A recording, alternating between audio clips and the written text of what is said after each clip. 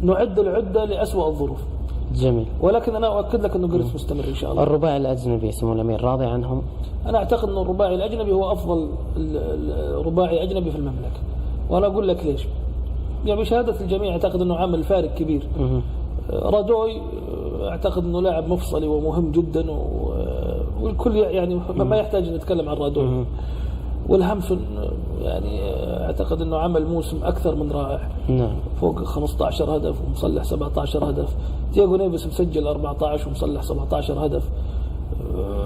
يعني الكوري يعني أكثر اللاعبين مشاركة وأكثر اللاعبين أداء لمهامه الدفاعية، يلعب على اليمين وعلى اليسار.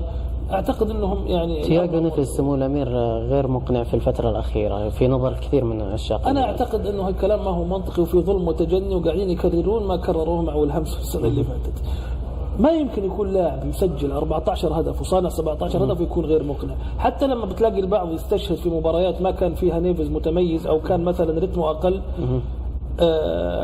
من ما كان عليه في بعض المباريات السابقة، ستجد أنه له بصمات لا يمكن إغفالها. مثلا قدام الأهلي الأماراتي في دبي كان نيفيس كثير قالوا انه ما هو يعني ما كان يعني كان يعطل كوره او شيء من هالقبيل. الهدف الاول والثاني من نيفيس. واحد يقول لي ذاك اليوم من الجماهير الهلاليه يكلمني بالتليفون يقول لي ما استفدنا منه لانه صلح الهدف الاول والثاني. قلت له ما قصرت جعلنا ما نستفيد منه ويصلح لنا هدفين في كل مباراه. المباراه الاخيره مثلا قدام النصر صنع الهدف الاول لياسر، والفاول الهدف ياسر الثالث ايضا كان. في نوعية من اللاعبين أحيانا بالتأكيد أنه هو يعني عنده أكثر من ذلك بكثير ليؤدي، ولكن ما يمكن لاعب يكون مسجل 15 هدف وصانع 17 هدف وفي كل مباراة يكون له بصمة حتى لو اختفى. يعني ممكن يختفي ولكن في لحظة يعمل لك الفارق. عنده أكثر بكثير مما يقدمه الآن، ولكن أنا أرجع هذا أيضا إلى طول الموسم وإلى طلبنا من اللاعبين المنافسة على كل البطولات، فإلا ما يحصل في كيرف أحيانا في هبوط وطلوع. جميل. طيب سمو الأمير الآن يعني على ذكر النصر ومباراة النصر حصل لها تداعيات كثيرة. أنت ذكرت اليوم في الصحافة السعودية بأنك تفضل لغة العمل على أرض الميدان ولغة البطولات على لغة البيانات.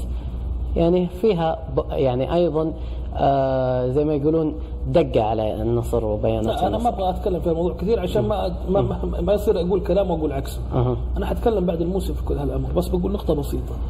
أنا كنت أرد على تساؤلات صحفيين ما حتردوا في بيان على الإساءات اللي حصلت، فقلت إحنا ما حنلجأ البيانات، إحنا نفكر في البطولات. هذا اللي أنا قلته بالضبط. جميل. بعد نهاية الموسم عندنا 3 شهور يعني واحد فاضي حيصير يعني إنه هو يعني.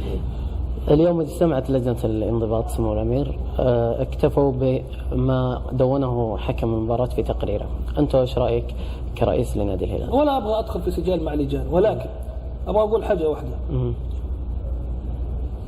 كان في تبرير اليوم سمعته مثلا. اليوم كان في كنت أتفرج على برنامج القناة الرياضية إرسال. نعم. أستاذ سلمان العنقري علي الشهري وعبد الرحمن الأخ عبد الرحمن ما أدري من كان الضيف الثالث.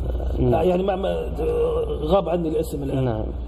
وسوى مداخلة الأستاذ جمال عارف اللي هو كاتب أنا أحترمه وأقدره وأقرأ له، قال إنه تبرير لجنة الانضباط يعني أو هذا الاعتقاد العام إنه عدم إيقاف في قاروة ناتج لأنه خليل جلال رأى الحادثة واتخذ القرار الإداري، فليس هناك ما يدعو أن تتدخل لجنة الانضباط، لأن لجنة الانضباط تتدخل في الأمور التي تحصل خلف ظهر الحكم. جميل. هذا المبدأ أنا موافق عليه 100%. ممتاز. ولكن لماذا أوقف رادوي في الدوري إذن؟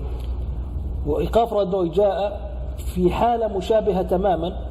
عمل فاول أمام الحكم وعطى عليه كرت أصفر، فبالتالي أمام الحكم وأعطاه كرت أصفر اتخذ القرار الإداري، وبالرغم من ذلك أوقف رادوي مباراة واحدة. إحنا علشان كذا من هالمنطلق طلبنا إيقاف في قارو، لأنه أنا لو كانت المسألة من الأول أنه لجنة الانضباط لها بما يحدث خلف ظهر الحكم كان ما عوقب رادوي في مباراة الدوري اللي فاتت اللي كانت محل اعتراضنا الأول. جميل. فمن هالمنطلق أنا أشوف أنه هنا في ازدواجية في المعايير. بس هذا سؤال ما يلاقي إجابته. جميل. على ذكر سمو الأمير رادوي، أثير في فترة ماضية بأن أحد المنسقين الإداريين في المنتخب السعودي في عام 2002 تقريبا روج في حول ضرب رادوي لاعب في الأهلي الإماراتي أو السد القطري عفوا من خلال الصحف، وطالب بإيقافه من خلال الصور اللي التقطها. تعليقك سمو الأمير؟ والله يعني